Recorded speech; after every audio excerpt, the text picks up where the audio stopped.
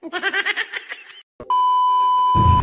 mga beshi, maaga nga akong gumising. Maaga din kami sinundod dahil mamimiesta kami sa San Juan. Malayo pa nga lang ako, natatanaw ko na si Tita Chacha may dalang pambasa.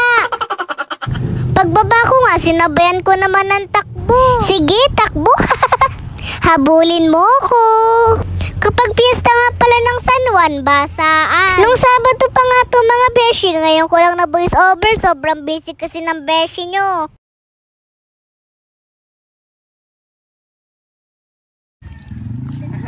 Hindi na basa. Hindi nga ako mabasa-basa ni Tita Chacha kaya nagbabasa na ako. Akala niya kasi wala akong dalang damit.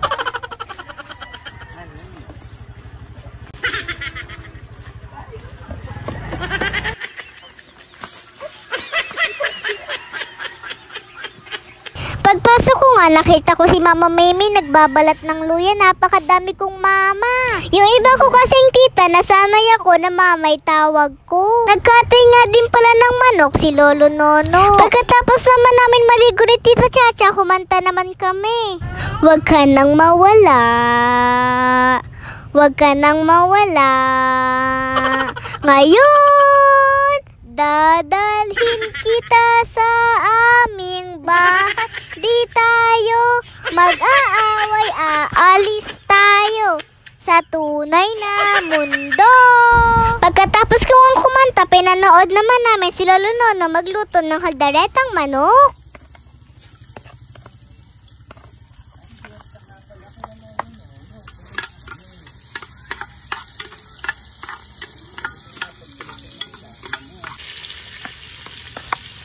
Luya. Ay, ayun, at dito.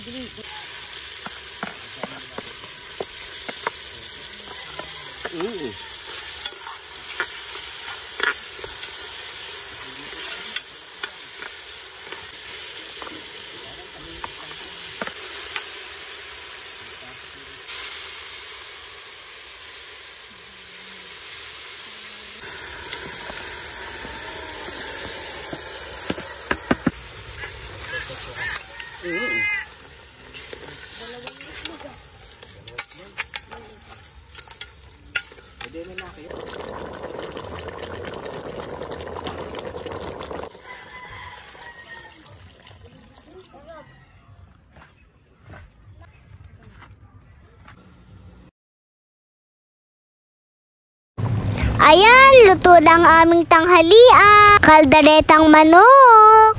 Kain na po tayo mga beshi.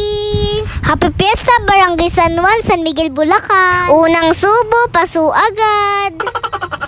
Ang sarap nga ng pagkakaluto ng kaldereta ni Lolo Nono mga beshi. Pwede na mag-asawa.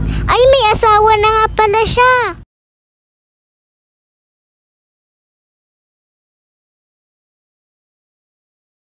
Fast forward na nga tayo mga beshi, luto na nga rin pala yung pansit. Kakain na naman nga ako mga beshi, tinikman ko nga sinampalukan na manok. Pulutan nga to ng mga manginginom mga beshi. Pati nga tong binusang mais, pulutan syempre, hindi tayo makikinom, mapupulutan lang tayo. Mataba na nga ako mga beshi, kakakain ko. Dito lang pala ako tataba sa pagbablog ko mga beshi. Gusto ko ang kanin, nanipot na ako ng tutok. Dito na nga din pala kami natulog. Yun lang, salamat sa panonood. Bye-bye mga beshi.